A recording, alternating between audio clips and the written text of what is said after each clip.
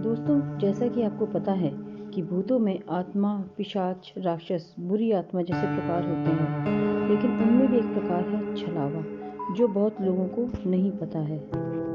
गांव वाले लोगों को इन छलावों के बारे में सब अच्छी तरह पता होता है। छलावे का मतलब होता है छलने वाला। आखिर ये छलावा है क्या चीज़? दरअसल छलावा एक पिशाच होता है जो रात में बाहर आता है और जंगली इलाकों में पाया जाता है।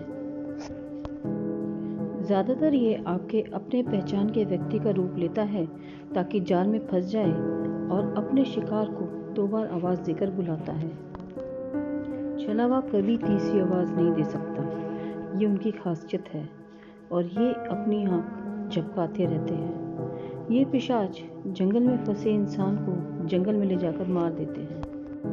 चलिए शुभम की छलावा की कहानी सुनते हैं, जिसका सामना छलावा से हुआ था।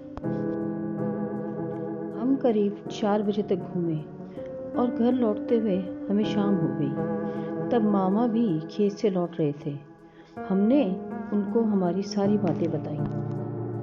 मैं आज भी काफ़ी थक गया था और राजू और सुरेश भी, इसलिए हमने खाना खाया और सो गए। लेकिन आगे जो भी होने वाला था वो काफ़ी डरावना था। मुझे याद है उसी दिन करीब रात के 2:30 बजे मुझे सुरेश की आवाज़ आई और मैं जाग गया। मैं अपने बिस्तर से उठा और सामने वाले रूम में आया।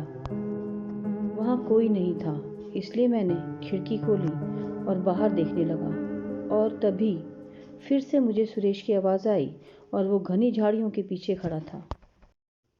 मैंने सोचा, ये इतनी रात को बाहर क्या कर रहा है। मैंने लाइट जलाई और दरवाज़ा खोल के बाहर गया, लेकिन मैंने जो देखा वो काफ़ी डराने वाला था। वो सुरेश तो था, लेकिन लग नहीं रहा था।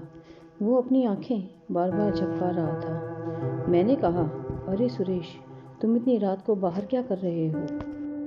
वो बोला कि शुभम, मेरा मोबाइल फ़ोन पहाड़ी पर रह गया है, चलो लेने के लिए जाते हैं। मैं गुस्से से बोला, तुम्हें समय पता है क्या हुआ है? ये कहते हुए मेरी नज़र उसके पैरों की तरफ गई। दोस्तों, जो मैंने देखा उससे मैं करीब बेहोश होने वाला था। उसके पैर उल्टे थे। ये देखकर मैं ज़ोर से चिल्लाया। जैसे ही मैं चिल्लाया, घर वाले सब उठ गए, मामा मामी सब। मैं अचानक ज़मीन पर गिर गया और वो डरावना सुरेश वहाँ से गायब हो गया। मुझे मामा ने उठाया। तब सुरेश और रमेश दोनों खड़े थे। शक्ल से काफ़ी डरे हुए लग रहे थे। मैं गुस्से से बोला, क्या तुम्हें यही टाइम मिला मजाक करने को? सुरेश बोला, नहीं शुभम, मैं अभी उठा हूँ तुम्हारी आवाज़ से। ये सुनकर मैं तो कांपने लगा। मामा ने मुझे उठाया और घर में बैठाया और पूछने लगे, क्या हुआ था शुभम? मैंने सारी कहानी बताई। सबके चेहरे पर डर साफ नज़र आ रहा था। तभी मामा ने मुझे सोने को कहा। मानो मामा को सब पता है, लेकिन डर के मारे नींद नहीं आई। सुबह जब मैं उठा तब मामा घर पर ही थे। आज वो खेतों में नहीं गए। जब मैं चाय लेकर जा रहा था तब उन्होंने मुझे बुलाया और बोले, रात में तुम जिसे मिले वो एक पिशाच छलावा था। ये सुनकर मेरे पैरों के नीचे की ज़मीन खिसक गई। दोस्तों, छलावा क्या होता है मुझे नहीं पता। तब मामा बोले कि इस गांव में छलावा है। हमारा घर जंगल के काफ़ी करीब है, इसलिए वो हमारे घर तक पहुंच सका।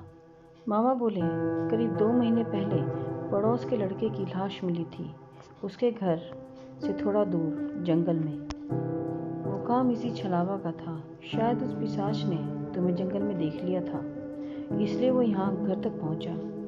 इस घटना के बाद मुझे उस गांव में अजीब लगने लगा। मैं 2 दिनों में ही घर को लौट गया। आज भी जब मैं ये मंज़र याद करता हूँ तो काफ़ी डर लगता है। मामा के गांव बुलाने पर मैं 10 बार सोचता हूँ। दोस्तों, कैसी लगी आज की ये कहानी?